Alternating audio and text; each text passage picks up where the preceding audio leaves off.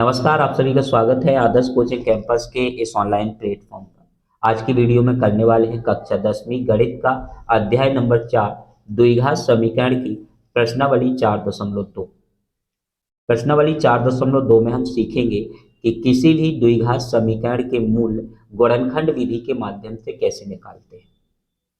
इसके बाद हम करेंगे प्रश्नावली और प्रश्नावली के साथ साथ हम उदाहरणों को भी सॉल्व करेंगे ताकि कोई भी क्वेश्चन आपका यहाँ से बाहर ना जाए। यदि आप हमारे चैनल पर नए हैं तो चैनल को सब्सक्राइब कर लीजिए, बेल आइकन ऑन कर लीजिए ताकि आने वाली हर एक वीडियो का नोटिफिकेशन आपको सबसे पहले मिल सके। तो सबसे पहले समझते हैं कि मूल्य क्या है और मूल्य की परिभाषा किस प्रकार हम लिख सकते हैं। तो सबसे पहले देखते हैं कि द्विघात समीकरण के मूल जिसे शून्यक के नाम से भी जानते हैं, मतलब मूल्य जो है उनको हम शून्यक भी कह सकते हैं। मूल्य की परिभाषा है कि चर पद का ऐसा मान जिसे समीकरण में रखने पर, चर पद का मतलब होता है बेटा जो एक्स वाई वाले पद होते हैं उनको हम क्या बोलते हैं, चर पद। तो चर पद का ऐसा मान जिसे समीकरण में रखने पर समीकरण का लेफ्ट हैंड साइड और राइट हैंड साइड दोनों एक दूसरे के बराबर हो जाते हैं, उस मान को हम द्विघात समीकरण का मूल कहते हैं। द्विघात समीकरण का मूल कहते हैं। जैसे मान लो उदाहरण के लिए अगर हम आपके सामने लिखें तो हमने यहाँ पे लिखा x square plus 5x plus 6 बराबर 0।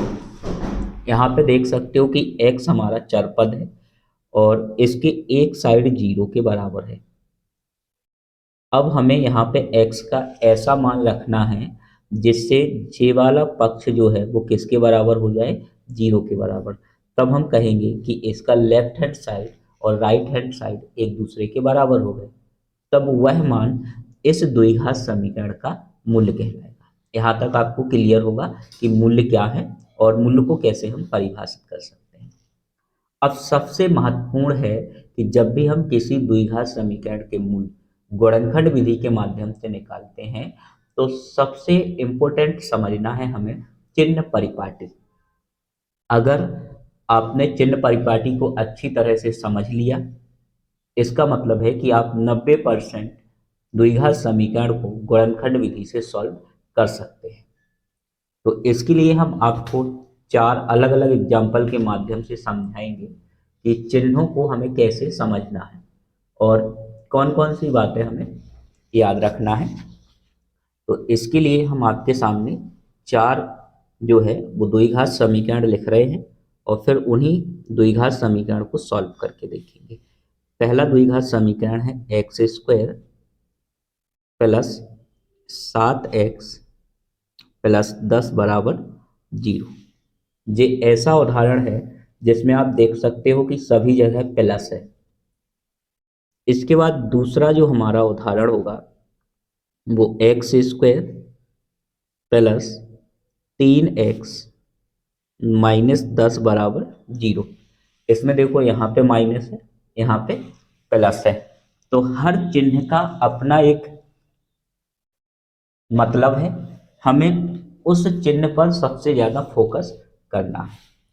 इसके बाद तीसरा जो हमारा उदाहरण होगा वो है x square minus 3x minus 10 बराबर 0। और चौथा जो हमारा उदाहरण है वो x square minus 7x plus 10 बराबर 0। इसके अलावा आपको कोई भी चिन्ह देखने को नहीं मिलेंगे, यही चिन्ह आपके रहने वाले हैं। तो आप देख सकते हो कि पहले उदाहरण में दोनों जगह प्लस है, दूसरे उदाहरण में यहाँ पे प्लस है, लास्ट में माइनस है, तीसरे उदाहरण में दोनों जगह माइनस है, चौथे उदाहरण में यहाँ पे माइनस है, यहाँ पे प्लस है। तो इसका मतलब क्या है और कैसे हम इसको सॉल्व करेंगे उसको देखने वाले हैं। तो सबसे पहला हमने उदाहरण लिया x square plus 7x plus 10 बराबर 0। तो सबसे पहला स्टेप जो है, सबसे पहला स्टेप है कि एक्स स्क्वायर का जो गुणांक होगा, यहाँ कोई गुणांक नहीं है तो हम 1 मान के चलेंगे। सबसे पहला स्टेप है कि एक्स स्क्वायर के गुणांक का गुणा करना है हमें लास्ट पद यानी कि अचर पद से। तो 1 का 10 से गुणा करोगे तो कितना आ जाएगा बेटा, 10 आ जाएगा। बिल्कुल बेसिक है, आप बढ़िया धैर्य से समझिएगा, हर एक स्टेप आपको समझ में आएगा। तो पहला स्टेप क्या है, पहला स्टेप है कि एक्स स्क्वायर का जो गुणांक होगा उसका गुणा करना है लास्ट पद यानी कि अचर पद से। तब हमने 1 का गुणा 10 से किया तो कितना आ गया, 10। अब हमारा दूसरा स्टेप है कि हमें इस लास्ट वाले साइन पर जो है ध्यान देना है। यहाँ क्या है, प्लस है। इस प्लस का मतलब है कि हमें ऐसी संख्याएं अपने मन से देखनी है जिनका गुणा करने पर कितना मिले, 10। जिनका गुणा करने पे कितना मिले, 10। और उन्हीं संख्याओं को प्लस करें। प्लस क्यों कर रहे हैं, क्योंकि लास्ट वाला चिन्ह जो है वो प्लस है। प्लस करने पे कितना मिलना चाहिए, 7। समझ में आया, एक बार फिर से ध्यान से समझिएगा।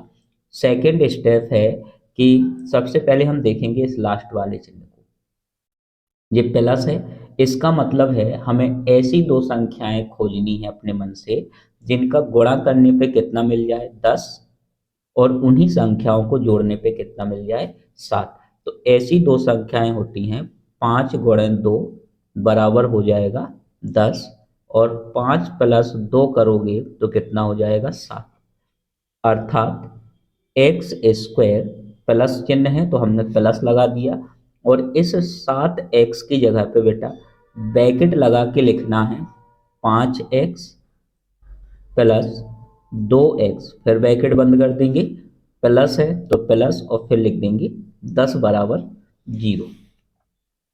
इसके बाद जो हमारा तीसरा स्टेप है वो है कि हमें इस ब्रैकेट को ओपन करना है। अब जब हम ब्रैकेट को ओपन करेंगे तो हमें एक बात ध्यान देना है, वो है इस वाले चिन्ह के लिए। अगर यहाँ पे बेटा प्लस है यानी अंदर के चिन्ह जैसे हैं वैसे ही रहेंगे। अगर यहाँ माइनस होगा तो अंदर के चिन्ह बदल जाएंगे, आगे हम देखेंगे कि कैसे बदलते हैं। तो x square plus 5x plus 2x plus 10 बराबर क्या हो गया, 0। अब पहले दो पदों से कॉमन लेना है और अंतिम दो पदों से कॉमन लेना है। तो एक्स स्क्वायर और 5x से कॉमन ले लेंगे हम x को, तो यहाँ पे क्या बचेगा बेटा, x। और प्लस यहाँ पे क्या बचेगा, 5। इसके बाद प्लस है तो प्लस, इन दोनों से 2 कॉमन आ जाएगा तो x प्लस कितना बचेगा, 5 बराबर 0। इसके बाद यहाँ पे देखो जे वाला पद और जे वाला पद समान है तो हम इसको कॉमन ले लेंगे। तो x प्लस 5 कॉमन आ गया तो यहाँ पे क्या बचेगा, x। और यहाँ पे क्या बचेगा, 2 बराबर 0। अर्थात अब हमें एक ब्रैकेट के बराबर 0 कर देना है अलग, बराबर 0, तथा x प्लस 2 बराबर 0। बेटा इसको सॉल्व करेंगे तो 5 अभी प्लस का है, इस साइड जाएगा किसका हो जाएगा, माइनस का, तथा ये 2 इस साइड आएगा, प्लस का है किसका हो जाएगा, माइनस का। अतः जो हमारे पास द्विघात समीकरण x square plus 7x plus 10 बराबर 0 था, इसके मूल्य हो जाएंगे -5 और -2। अब यहाँ पे एक पॉइंट और हमें याद रखना है कि अगर किसी द्विघात समीकरण में दोनों चिन्ह प्लस के हैं तो उसके जो मूल्य होंगे वो दोनों कैसे होंगे, ऋणात्मक होंगे। कैसे होंगे बेटा, ऋणात्मक होंगे। इंपॉर्टेंट पॉइंट है, कई बार पेपर में यह पूछा गया है। इसके बाद हम देखते हैं अगला उदाहरण। अगला उदाहरण आप देख सकते हैं कि x square plus 3x minus 10 बराबर 0। X square plus 3x minus 10 बराबर 0। अब सबसे पहला स्टेप अपना क्या है, सबसे पहला स्टेप है कि एक्स स्क्वायर के गुणांक और अचर पद का हमें गुणा करना है। तो 1 का गुणा 10 से करोगे तो कितना आ जाएगा, 10। अब दूसरा स्टेप है कि हम लास्ट वाले साइन पर फोकस करेंगे, क्या है, माइनस। अब हमें ऐसी संख्याएं ढूंढनी है जिनका गुणा करें तो 10, और अगर उन्हीं संख्याओं को हम माइनस करें तो हमें कितना मिलना चाहिए, 3। तो ऐसी संख्याएं होती हैं 5 गुणन 2 कितना हो जाएगा, 10, और 5 माइनस 2 बराबर कितना हो जाएगा, 3। इसका मतलब है कि एक्स स्क्वायर प्लस है बेटा, तो प्लस लगा दिया। 3x की जगह पे हमें लिखना है 5x माइनस 2x और माइनस 10 का 10 बराबर 0। अब ब्रैकेट ओपन करेंगे तीसरे स्टेप में, तो x square plus 5x minus 2x minus 10 बराबर 0। यहाँ प्लस था इसलिए जैसे चिन्ह है हमने वैसे ही रखे हैं। पहले दो पदों से कॉमन लेना है, तो एक्स स्क्वायर और फिर से लिख दे रहे हैं इसको माइनस 2x माइनस 10 बराबर 0। इसके बाद अब हमें पहले दो पदों से कॉमन लेना है और अंतिम दो पदों से कॉमन लेना है। तो यहाँ से हमने x कॉमन लिया, तो x प्लस कितना हो जाएगा हमारा 5।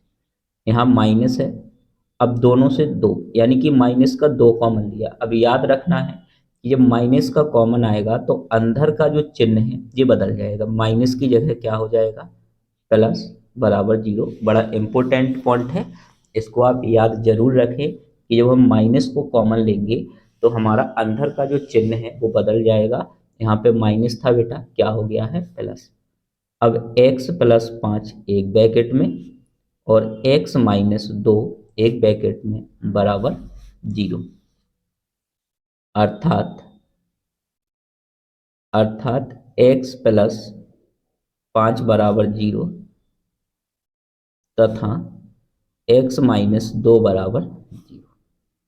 अब x बराबर प्लस का है तो किसका हो जाएगा, माइनस का, तथा x माइनस है तो किसका हो जाएगा, प्लस का। इतनी बातें हमें याद रखनी है। इसके बाद देखते हैं तीसरा जो उदाहरण है उसमें हमें क्या सीखने को मिलेगा। तो तीसरा उदाहरण आपके सामने है, उदाहरण नंबर 3 है। इसमें है x square minus 3x minus 10 बराबर 0। तो पहला स्टेप तो आपको पता ही है क्या है, पहला स्टेप है एक्स स्क्वायर के गुणांक का लास्ट वाली संख्या से गुणा करना है, यानी 1 गुणे 10 करोगे तो कितना आ जाएगा, 10। दूसरे स्टेप में हम फोकस करेंगे लास्ट वाले साइन पे, माइनस है, इसका मतलब है हमें ऐसी दो संख्याएं देखनी है जिनका गुणा करें तो कितना आ जाए, 10, और उन्हीं संख्याओं को माइनस करें तो कितना आ जाए, 3। तो ऐसी संख्याएं 5 गुणे 2 कितना हो जाएगा, 10, और 5 माइनस 2 बराबर कितना हो जाएगा, 3। तो एक्स स्क्वायर, अब माइनस है तो माइनस लगा दिया, और यहाँ पे लिखेंगे 5x माइनस 2x माइनस 10 बराबर 0। अब हमें बड़े ध्यान से समझना है कि यहाँ पे माइनस है, यानी जब हम ब्रैकेट ओपन करेंगे तो अंदर के चिन्ह बदल जाएंगे। ये प्लस का है तो किसका हो गया, माइनस का। ये माइनस का है तो किसका हो गया, प्लस का। और माइनस 10 बराबर 0। अब पहले दो पदों से कॉमन लेंगे तो x कॉमन आ गया, x माइनस क्या बचेगा, 5। यहाँ से 2 कॉमन आया तो x माइनस क्या बचेगा, 5 बराबर 0। अब दोनों पद बराबर हो गए तो x माइनस 5 एक ब्रैकेट में लिख लेंगे और x प्लस 2 एक ब्रैकेट में बराबर 0। अर्थात x माइनस 5 बराबर 0 तथा x प्लस 2 बराबर 0। x माइनस का है बेटा, इस साइड जाएगा तो किसका हो जाएगा, प्लस का, तथा x प्लस का है किसका हो जाएगा, माइनस का। इस प्रकार से हमें सॉल्व करना है।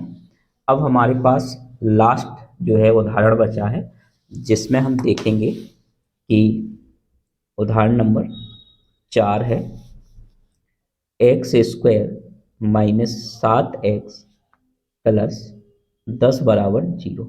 आप चिन्हों पर विशेष ध्यान दीजिए कि हर उदाहरण के चिन्ह हमने यहाँ पे अलग अलग लिए हैं, ताकि हम आपको सिखा सकें कि अगर चिन्ह हमारे अलग अलग हैं तो हम कैसे सॉल्व करेंगे, और चिन्हों को हमें विशेष रूप से ध्यान देना है। वही स्टेप है, एक्स स्क्वायर माइनस, इसकी जगह पे क्या हो जाएगा, 5x प्लस 2x प्लस 10 बराबर 0। आप समझ गए होंगे कि हमने 5x प्लस 2x कैसे लिखा है। इसको एक बार आप वीडियो को पीछे करके भी समझ सकते हैं। इसके बाद अब ध्यान देना है कि जब हम इस वाले चिन्ह को हटाएं, ओपन करेंगे ब्रैकेट को, तो अंदर के चिन्ह बदल जाएंगे। X square minus 5x minus 2x plus 10 बराबर 0। पहले दो पदों से कॉमन लेना है, तो x कॉमन लिया तो x माइनस क्या बचेगा, 5 माइनस 2 कॉमन लेंगे तो x माइनस 5 बराबर 0। बेटा x माइनस 5 अलग हो जाएगा और x माइनस 2 एक ब्रैकेट में बराबर 0। तो यहाँ पे देखोगे तो अर्थात x माइनस 5 बराबर 0 तथा x माइनस 2 बराबर 0। ये बेटा माइनस है तो प्लस में हो गया, तथा x बराबर 2। अब हम आप